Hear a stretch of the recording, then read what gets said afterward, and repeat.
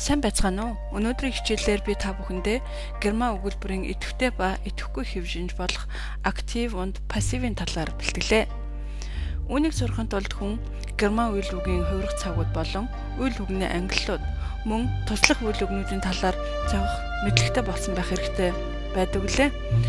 Өнгөрсөн хичээлүүдэд би харин энэ талаар хангалттай олон хичээлүүд оруулж мөн сүүлийн 2 хичээл дээрээ бас дахин давтсан тул та бүхэн өнөөдрийн хичээлийг ойлгоход нэлээд төхөмтэй байх болов уу гэж найдаж байна. Ингээд тавтай сууж хичээлдээ анхаарлаа хандуулна уу.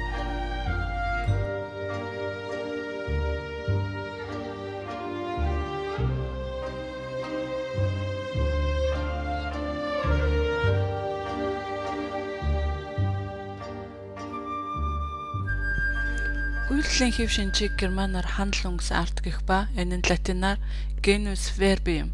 Герман хэлэнд 2 янзын үйлдэлийн хэв шинж байдаг. Нэгдүгээрт нь актив буюу идэвхтэй хэв шинж, хоёрдугаарт нь пассив буюу идэвхгүй хэв шинж. Актив хэв шинжинд үйлдэгч эзэн нь гол байр суурийг эзэлдэг. Жишээлх юм бол die Feuerwehr löscht den Brand. Гал команд галыг унтрааж байна. Харин пассив дээр хийж байгаа эзэн нь гол нь биш, харин хийгдэж байгаа үйлдэл нь чухал гэдэг. Жишээлх юм бол der Brand wird von der Feuerwehr gelöscht. Гал командаар унтраагдаж байна. Эсвэл хинээр гэдэг нь бас хэлэгдэхгүй байж болно шууд.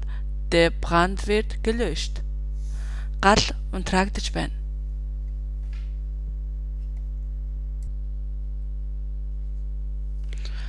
Хоёр янзын пассив байдаг. Нэгдүгээрт нь Vorgangspassiv, хоёрдугаарт нь Zustandspassiv. Vorgangspassiv нь болохоор хийгдэх үйлдэлийг нь тодруулдаг. Хийгдэж байгаа үйлдэлийг нь тодруулдаг бол Zustandspassiv нь болохоор хийгдчихсэн байх байдлыг нь тодруулдаг. Нэг нь үйлдэлийг тодруулдаг бол нөгөөх нь байдлыг нь тодруулдаг. Ингээд Vorgangspassiv-ыг динамиш буюу хөдөлгөөнтэй гэж тодорхойлдог. Яагаад гэвэл үйл ажиллагаа хийгдэж байгаа учраас. Харин Zustandspassiv-ыг статиш буюу хөдөлгөөнгүй байдлыг тодруулж байгаа гэдэг үгнээс статиш гэж хэлдэг. Жишээлх юм бол Die Kinder malen das Bild. Хүүхдүүд зургийг зурж байна гэдэг актив өгүүлбэрээс Vorgangspassiv өгүүлбэр үүсэх юм бол Das Bild wird gemalt. Зураг зурагдаж байна. Зураг зурагдах болно. Энэ зураг яаж үүсэхийг нь зааж байна, хэлж байна. Харин Zustandspassiv-ээс үүсэх юм бол Das Bild ist gemalt. Зураг бол зурагдсан. Ингээ бэлэн болсон зураг яаж үүссэнийг нь хэлж байна. Пассив үүсгэн. Актив өгүүлбэрээс пассив өгүүлбэр үүсгэд актив өгүүлбэрийн субъект буюу өгүүлэгдэх үн нь пассив өгүүлбэрийн хинээр үйлдэгдэж байгаа бэ гэдгийг тодруулсан дайвар үг болдог бол актив өгүүлбэрийн объект буюу тусгал нь пассив өгүүлбэр болохдоо тэр өгүүлбэрийн эзэн нь өгүүлбэрийг үйлдэгч эзэн нь болж өгдөг. Субъект нь болдог. Тэгээ энэ жишээн дээр актив өгүүлбэрэн дээр Die Kinder malen ein Bild. Хүүхдүүд нэгэн зураг зурж байна гэдэг өгүүлбэр актив өгүүлбэр нь байна. Эндээс пассив өгүүлбэр үүсэх юм бол Ein Bild wird von der Kinder gemalt. Нэгэн зураг хүүхдүүдээр зурагдаж байна. Үүнтэй адилхан дахиад нэг жишээг хүснэгтэнд өнгө ялгаж харууллаа. Энэ өгүүлбэр дээр Der Richter verurteilt den Täter. Шүүгч гэмт хэрэгтнийг яллаж байна гэдэг өгүүлбэр байна. Актив өгүүлбэр дээр үеийн эзэн нь Der Richter subject, der тусгал нь den Täter тэр яллагчийг, der Prädikat буюу өгүүлхүүн нь verurteilt гэдэг нь яллаж байна гэсэн үг.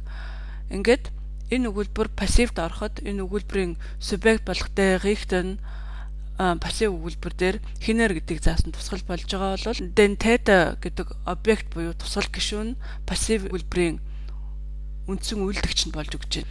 Актив өгүүлбэрийн үйл үг нь пассив өгүүлбэр шилжихдээ яаж хувирдаг юм бэ гэх юм бол пассив өгүүлбэр нь werden гэдэг туслах үйл үг аваад актив өгүүлбэрт байсан үйл үг маань өгүүлбэрийн эцэст партицип 2-гаар хувирч бичигддэг.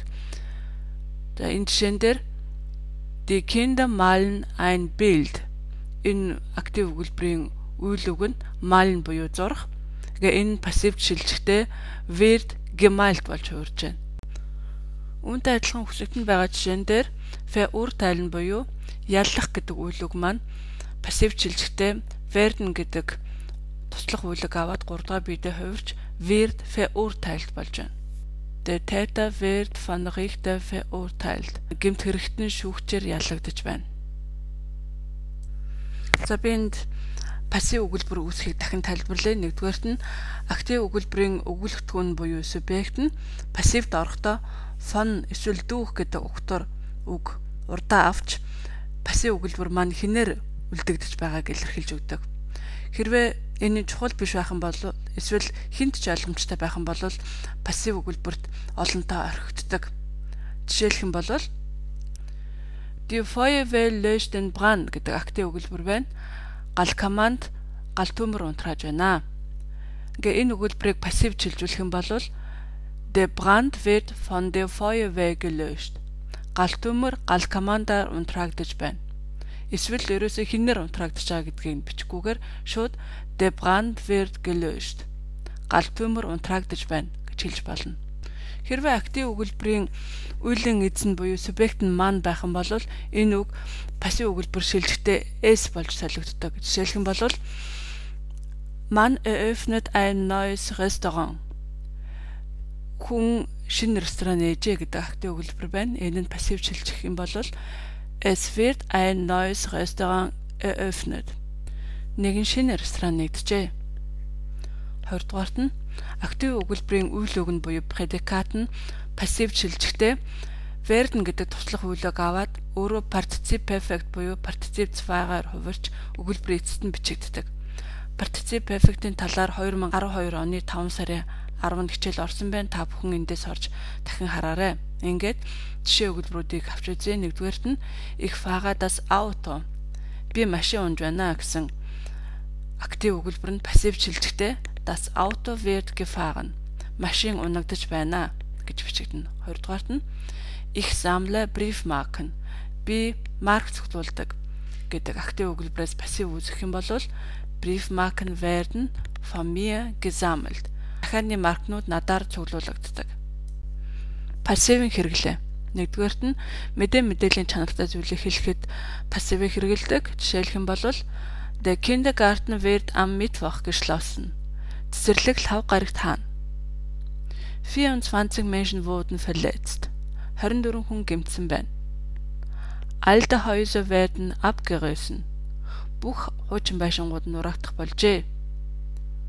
2 дугаарт нь ажлын явцыг хэлэхэд пассивыг хэрэглэдэг. Жишээлх юм бол Geräte müssen geprüft werden, bevor sie zum Einsatz kommen. Багажнууд хэрэглэгдэхээс өмнө шалгагдах ёстой. 3 дугаарт нь ямар нэг зүйлийг хэрэглэх заавар дээр пассивыг хэрэглэдэг. Жишээлх юм бол Dieses Medikament wird bei der Erkältung täglich 3-mal genommen. Энэ юм ханиад хүрэх үед өдөр бүр 3 удаа уугданаа. 4 дугаарт нь хоолны жорыг хэлэхэд пассивыг хэрэглэдэг. Жишээлх юм бол Kurz vor dem Servieren wird die Sauce über das Gericht gegossen. Тавлахаас өмнөхөн соус хоолны дээр асгагдана. Эсвэл Es wird 3 Eier, 100 Gramm Zucker genommen. 3 өндөг 100 г элсэн чихэр авагдана. За ингээд үгээр өнөөдрийнхөө хичээлийг өндөрлөе. Дараагийн хичээл дээр би пассив үүсэх цагууд болон пассив үүсдэхгүй үгнүүд мөн эзэн буйгүй пассив үүсэх талаар та бүхэндээ заах болно. Дараагийн хичээл болтол түр баяртай. Ирж буй морин жил та бүхний эрдмийн зам хэмэртэй байх болтугай. Сайхан шинэлээрэй.